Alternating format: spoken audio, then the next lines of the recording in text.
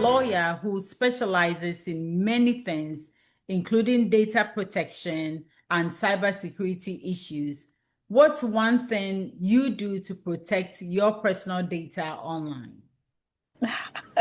So that's more like a direct personal question. So, normally you don't have to keep passwords for a long time. So you have to change your passwords a bit often.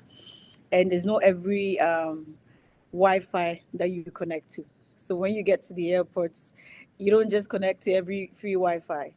And even if you do, you should be able to just probably send messages that will have arrived and blah blah blah, and then you go. Unless you have a VPN to navigate through.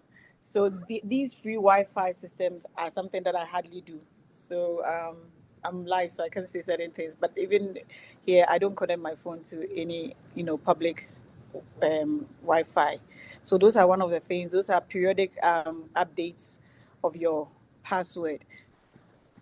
So with this Wi-Fi things, if you have an office, you need to definitely have a setup. You Yeah. know what I mean? So it depends on the kind of startup that you want to do. You definitely have a setup. But you see, sometimes it's not just the Wi-Fi that you connect to. Assuming you want to build an app, you're a startup, you want to build an app, you're going to have like some cross-border um, transfers because people can use the app everywhere. So you Yeah. need to actually have what we call like the cybersecurity like infrastructure. So you need to actually make sure that you have like a cyber security or cyber immune tech system that can actually stand the test of time. So it depends on what you want to do.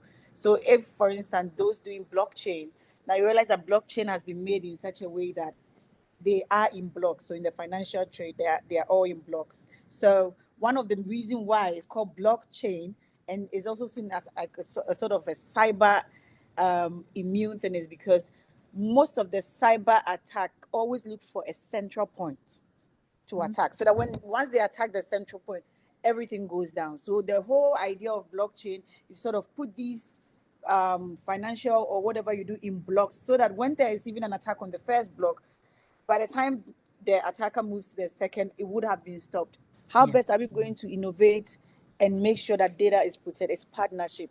And so if you realize Africa is in the sub-region are trying to partner, and that's how come the Malibu Convention came about that has been signed, where there are general data protection rules that all African countries must have, such that when you pick the laws in Ghana, the same principles around which we build our laws is the same principles around which Nigeria builds its laws. Mhm. So that when there's an issue here and you're transferring, like a breach, you're supposed to report a breach in 24 hours or 48 hours. It's the same in Nigeria. So once there's a transfer of data and there's a breach, the law applies around the same principles. It might be drafted differently, but the same principles of data protection that goes. So that's what we are working towards. And as I said, Ghana is reviewing its data protection law. We are changing it from a data protection commission to an authority Okay.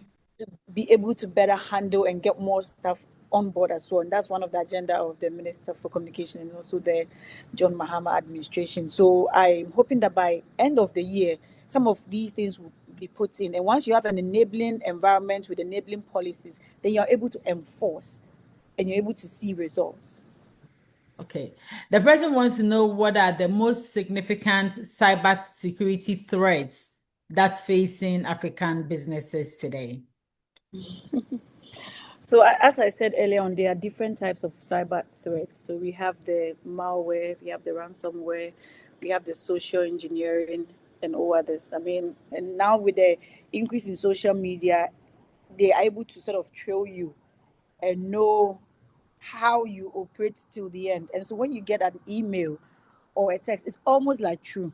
Sometimes, unless the Holy Spirit pinches you, you might be so like it's so real. And Yeah. so that's how come we must always be conscious and aware. If we are not sure, don't click on certain links